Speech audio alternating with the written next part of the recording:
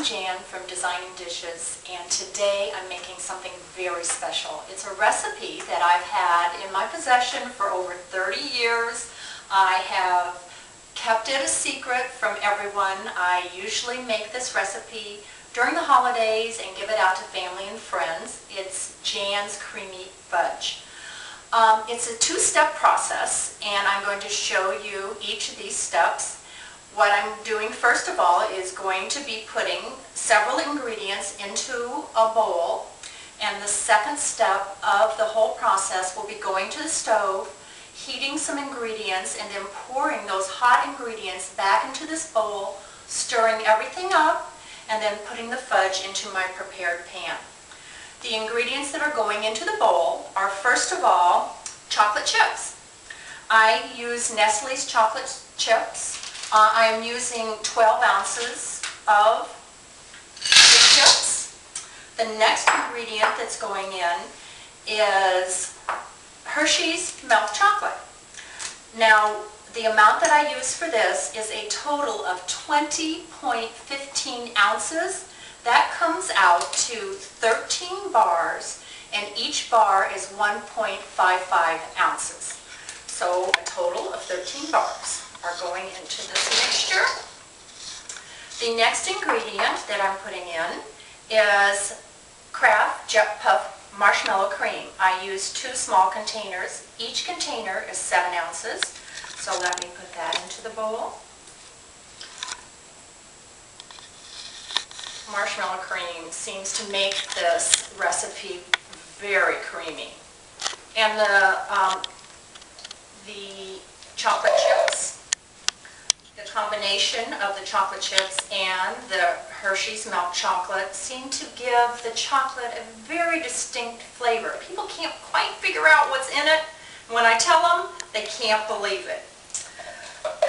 The last ingredient that I will be putting in is nuts. You do not have to put nuts into your fudge, but I will be using 2 cups of chopped pecans in the mixture when I come back from the stove. So we'll see in a little while. We're going to the stove. Well, I've moved over to the stove so I can show you the next thing that we're going to be doing for my creamy chocolate fudge. I do use a heavy gauge, about 6 quarts sauce type of pan to put the next group of ingredients in that I'm going to be cooking. This particular pan does have handles on the side that will not get hot, and I think that's very important because this mixture is going to get up to almost 240 degrees. That's very hot, and when I transfer this over to the bowl with all the chocolate and the marshmallow cream, you have to be very careful. The first ingredient that I'm going to be putting into the pan is 4.5 cups of sugar. I know you think this is a lot, but it's definitely going to make the fudge taste delicious. The fat that I'm using is margarine. It calls for 1/3 pound of margarine. I use stick margarine, and I make sure that the margarine has 80% vegetable oil in it. I have found that to work the best with this fudge. That will be 1 stick and 1/3 of a second stick. So I will be putting that into the pan.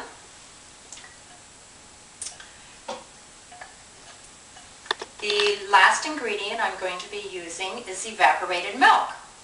Now, there are several different kinds of evaporated milk that you can use. I use either Carnation or Pet. I have found that they work very well. 1 can is 12 ounces, so that's what we're going to be putting in. Make sure the milk is a nice light beige color, that it's not a brown color. If it's a brown color, it has started to turn. So you want more of a beige color, not a brown. Okay. Now I'm going to turn this on to a medium-low heat. This is going to cook slowly until it boils. I use a wooden spoon for this. It does not conduct the heat like a metal spoon would. So I'm going to start to stir these ingredients. Some people think that you do not have to stir fudge as you're making it, but I like to do that, and I do it with a wooden spoon so that the temperature will stay consistent. All right, I'm going to let this cook for a little while until it just starts to boil, and then we're going to turn it down just a little, and then we're going to cook it. I'm going to put the candy thermometer in, and it will then cook for about 8 to 10 minutes, and we're going to get up to exactly 237 degrees. That's right below a soft ball stage, and soft ball is 240 degrees. So if you would put something in your hand, or like the mixture after it cools a little, and it forms into a soft ball, that's 240 degrees. We're going right below that. So we'll be right back. Okay, I've let this cook slowly for about 3 or 4 minutes, and it's just beginning to boil. So what I'm going to do is put the candy thermometer in on the edge. We don't want it to completely touch the metal at the bottom, but right above it, right on the edge. Okay, now you can see it's starting to boil. It's getting a little thicker. The sugar is dissolving.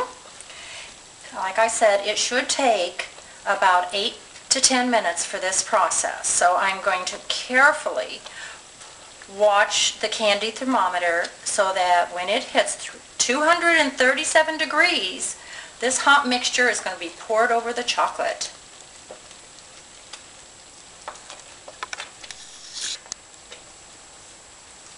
Well, the candy thermometer is now almost 220 degrees. You can see the mixture is starting to get a little thicker. That means the sugar is dissolving. We're getting a nice caramel color to this mixture. And it, like I said, it will not be too long, maybe 4 to 5 minutes, and we'll be up to that 237 degrees. Okay. Ooh, is that hot?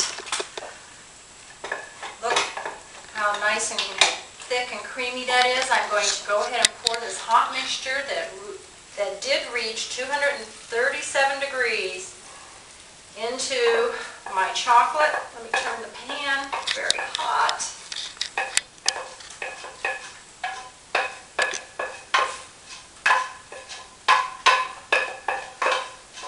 Ooh, looks delicious. Let me set this down. I'm going to move this over here. I don't want to burn myself. Okay, here we go. I'm going to start to stir all the chocolate and marshmallow cream together. Takes a little bit of elbow grease to be doing this, but it will be delicious when we're done. Now, as you can see, I have not put the nuts in yet, and the reason for that, I want to get the mixture a little more mixed up before I put the nuts in. I find that they have a fresher taste if you do that. Okay, takes a little bit longer for that marshmallow cream to get all mixed in. Okay, I'm about ready to add the nuts. That was 2 cups chopped pecans. All right, we are ready to put the fudge into our pan that I have already greased. It's very heavy.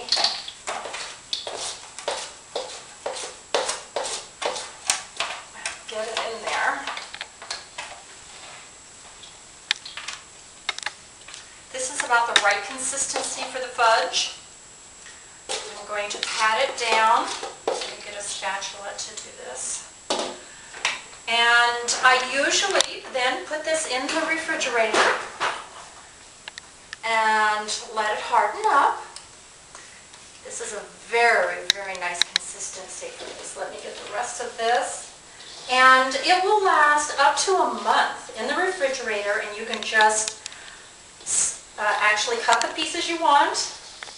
And as I I said, the best fudge recipe. I perfected this after 30-some years, and I am so glad I was able to share it with you today. I hope that you will try this recipe, Jan's Creamy Fudge, and we'll see you next time with Designing Dishes.